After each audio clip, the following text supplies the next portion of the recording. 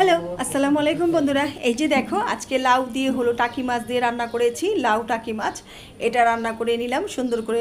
টাকি মাছটা ভেঙে, আর ইলিশ মাছের ডিম ছিল অনেকগুলি, 4টা ইলিশ মাছের ডিম বের হয়েছে, ওগুলি সব সুন্দর করে ভুনা করে নিয়েছি। ইলিশ মাছের ডিম আবার আমার ঘরে সবাই খুব পছন্দ করে খায়, তো ওইটা রান্না করে নিলাম। আর পাতলা মুসুরির ডাল, এই তো ছিল আজকের আয়োজন। তো রান্না টান্না শেষ করে তাড়াহুড়ো করে অর্ধেক রান্না শেষ করেছি।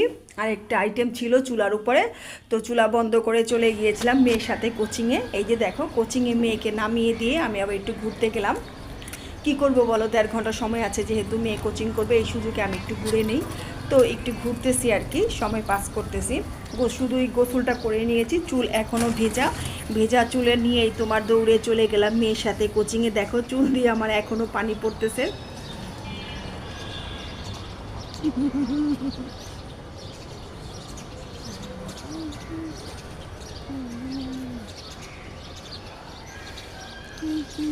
আমার বন্ধুরে